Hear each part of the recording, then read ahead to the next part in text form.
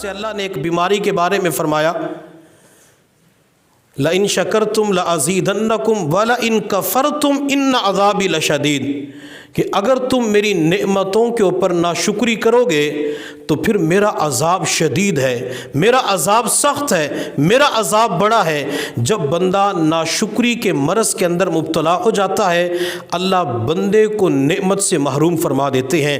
اسی طرح جب کوئی بندہ حسد کے مرض کے اندر مبتلا ہو جاتا ہے تو اللہ تعالیٰ بندے کو اس نعمت سے محروم فرما دیتے ہیں۔ اور مشائخ اعظام فرماتے ہیں حسد کی علامات میں سے ایک علامت یہ بھی ہے کہ جب اللہ تعالیٰ کسی بندے کو نعمت عطا فرماتے ہیں اور یہ بندہ حسد کے مرض کے اندر مبتلا ہو جاتا ہے، اب جسے نعمت ملی ہے اس کے اوپر اللہ کی طرف سے کوئی آزمائش آ جاتی ہے، کوئی تکلیف آ جاتی ہے، برا وقت آ جاتا ہے، یہ کڑے امتحان کے اندر مبتلا ہو جاتا ہے۔ حسد کرنے والا جسے حاسد کہا جاتا ہے یہ خوشیاں مناتا ہے، یہ خوشی کا اظہار کرتا ہے کہ اچھا ہوا نعمت بھی ختم ہو گئی اور امتحان بھی آیا، آزمائش کے اندر مبتلا ہو گیا۔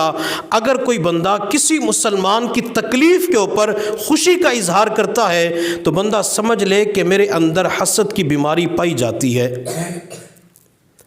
اور شیطان کو جو اللہ کی بارگاہ سے راندے درگاہ بنایا گیا، شیطان کی قسمت کے اندر جو رجیم آئی ہے اس کی وجہ کیا تھی؟ اگر غور کریں تو مشائخ اعظام فرماتے ہیں شیطان جو اللہ کے دربار سے نکالا گیا اس کی وجہ حسد تھی۔ شیطان نے پوری زندگی عبادات کے اندر گزاری، طاؤس الملائک بن چکا تھا، زمین کے چپے چپے پہ شیطان نے سجدے کیے اور شیطان ایک سجدے کے اندر 3000 مرتبہ سبحان رب الاعلیٰ پڑھا کرتا تھا۔ ہم تو 3 مرتبہ پڑھتے ہیں اور شیطان نے ایک سجدے کے اندر 3000 مرتبہ سبحان رب الاعلیٰ کا ورد کیا تھا۔ اور یہ شیطان فرشتوں کو دعوت دیا کرتا تھا، فرشتوں کے سامنے یوں سمجھ لیں بیان کیا کرتا تھا اور شیطان کے لیے تخت بچھایا جاتا تھا۔ یہ شیطان اتنا عبادت گزار تھا، جب میرے اللہ نے آدم علیہ السلام کی تخلیق فرمائی تو فرشتوں اور شیطان کو سجدہ کرنے کا حکم دیا۔ فرشتے تو سارے کے سارے سجدے کے اندر چلے گئے اور مفسرین فرماتے ہیں کہ سب سے پہلے سجدہ حضرت جبرائیل علیہ السلام نے کیا، اللہ نے نقد انعام دے دیا۔ اللہ نے جبرائیل کو آدم سے لے کر میرے محبوب صلی اللہ علیہ وسلم تک تمام انبیاء کا قاصد بنایا۔ دوسرے نمبر کے اوپر حضرت میکائیل علیہ السلام نے آدم کو سجدہ کیا تو اللہ نے انعام کے طور پر میکائیل کی پیشانی کے اوپر پورا قرآن لکھوا دیا۔ یہ اللہ نے تعظیم کی وجہ سے، ادب کی وجہ سے، احترام کی وجہ سے ان دونوں فرشتوں کو اعزاز اور سعادت عطا فرمائی۔ لیکن شیطان نے اس وقت سجدہ نہیں کیا، شیطان نے سجدہ کرنے سے انکار کر دیا۔ اب شیطان نے سجدہ کرنے سے انکار کیوں کیا؟ اس کی وجہ یہ ہے شیطان سوچنے لگا کہ آدم علیہ السلام کو تو ابھی پیدا کیا گیا اور پیدا کرنے کے فوراً بعد سجدہ کرنے کا حکم دے دیا گیا، میں اتنے 1000 سالوں سے عبادت کر رہا ہوں، یہ نعمت تو مجھے ملنی چاہیے تھی۔ اللہ فرشتوں کو حکم دیتا کہ عزازیل کو سجدہ کرو، لیکن یہ نعمت مجھے نہیں ملی، اسے ملی ہے۔ تو شیطان اس حسد کی وجہ سے اس مرض کے اندر مبتلا ہوا تو میرے اللہ نے فرمایا کہ میرے دربار سے نکل جا، وَإِنَّ عَلَيْكَ لَعْنَتِي إِلَىٰ يَوْمِ الدِّينِ، اور تیرے اوپر میری طرف سے قیامت تک لعنتیں برستی رہیں گی۔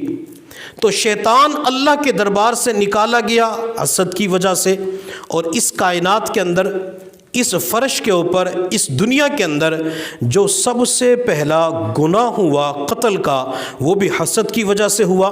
حضرت آدم علیہ السلام کو جب میرے اللہ نے جنت سے زمین پر بھیجا، آدم علیہ السلام کو میرے اللہ نے اولاد عطا فرمائی۔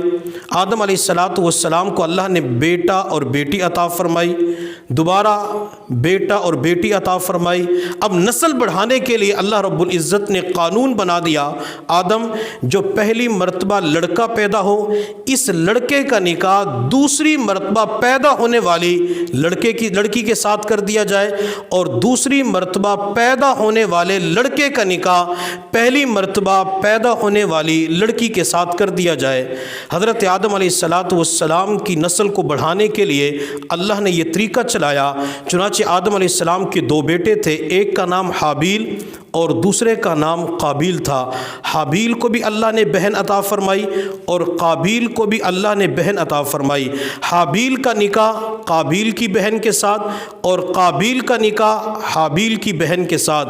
اب حابیل کے مقدر کے اندر، قسمت کے اندر، نکاح کے اندر جو بیوی آئی وہ انتہائی زیادہ خوبصورت تھی۔ اب جب قابیل نے دیکھا کہ میرے پاس جو لڑکی آئی ہے نکاح کے اندر یہ تو اتنی زیادہ خوبصورت نہیں ہے، تو قابیل حابیل کے ساتھ حسد کے اندر مبتلا ہو گیا کہ جو نعمت اسے ملی ہے وہ نعمت تو مجھے ملنی چاہیے تھی۔ اب قابیل کے اندر اپنے بھائی حابیل کے بارے میں اتنا حسد بڑھا، اتنا بڑھا کہ وہ اپنے بھائی کو قتل کرنے کے لیے تیار ہو گیا اور اپنے بھائی سے کہنے لگا کہ میں آپ کو قتل کر دوں گا۔ چنانچہ بھائی نے آگے سے جواب دیا، لَئِن بَسَطتَ إِلَيَّ يَدَكَ لِتَقْتُلَنِي مَا أَنَا بِبَاسِطٍ يَدِيَ إِلَيْكَ لِأَقْتُلَكَ إِنِّي أَخَافُ اللَّهَ رَبَّ الْعَالَمِينَ۔ اگر آپ مجھے قتل کرنے کے لیے اپنا ہاتھ آگے بڑھائیں گے تو میں آپ کو قتل کرنے کے لیے اپنا ہاتھ آپ کی طرف نہیں بڑھاؤں گا۔ کیوں نہیں بڑھاؤں گا؟ چونکہ میں اپنے رب سے ڈرتا ہوں۔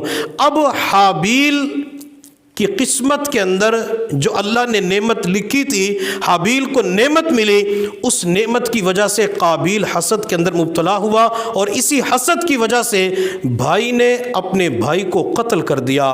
تو اس زمین کے اوپر دنیا کے اندر جو سب سے پہلے قتل ہوتا ہے وہ حسد کی وجہ سے ہوتا ہے، اور اس واقعے کے اندر اللہ رب العزت نے ہمارے لیے ایک اور سبق کو پوشیدہ کر رکھا ہے۔ وہ کیا کہ حابیل کے پاس اللہ کی طرف سے جو نعمت تھی وہ نعمت کے ہوتے ہوئے اپنے رب سے ڈر رہے تھے۔ نعمت کے ہوتے ہوئے حابیل کے اندر خشیت تھی، اللہ رب العزت کا ڈر تھا۔ تو اس لیے ہمیں چاہیے اگر اللہ تعالی ہمیں دنیاوی نعمت عطا فرماتے ہیں، مال پیسے کی نعمت ہے، گھر بار کی نعمت ہے، سواری کی نعمت ہے، علم، عمل، اخلاص، کسی بھی دنیاوی اور دین کی نعمت ہے، ہم اس نعمت کے ہوتے ہوئے اللہ سے ڈرتے رہیں، اللہ اس نعمت سے محروم نہ فرما۔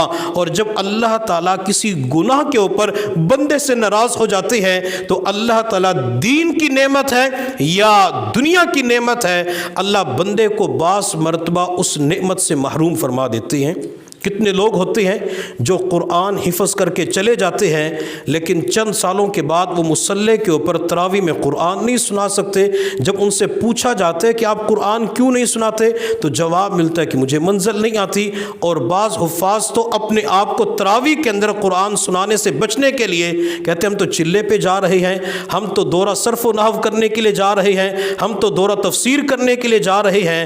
وہ کورس کرنا، دورہ کرنا اپنی جگہ پہ درست ہے بھائی۔ جب آپ کو اللہ نے قرآن کی نعمت عطا فرمائی ہے، آپ نے قرآن کے 30 پارے سینے کے اندر محفوظ کر لیے، یہ قرآن تو اس وقت پختہ ہوتا ہے، قرآن تو اس وقت مضبوط اور عظمت ہوتا ہے جب بندہ ماہ رمضان کے اندر تراویح میں قرآن سناتا ہے۔ تو یہ قرآن کی جو نعمت ہوتی ہے، اگر قرآن انسان کے سینے سے نکل چکا ہے، انسان قرآن کو بھول چکا ہے، تو بندہ سمجھ لے کہ مجھ سے کوئی گناہ ہوا اور وہ گناہ اتنا بڑا اور شدید تھا کہ اللہ تعالیٰ نے اس گناہ کی نحوست اور گناہ کے برے اثرات کی وجہ سے مجھے قرآن کی نعمت سے محروم کر دیا۔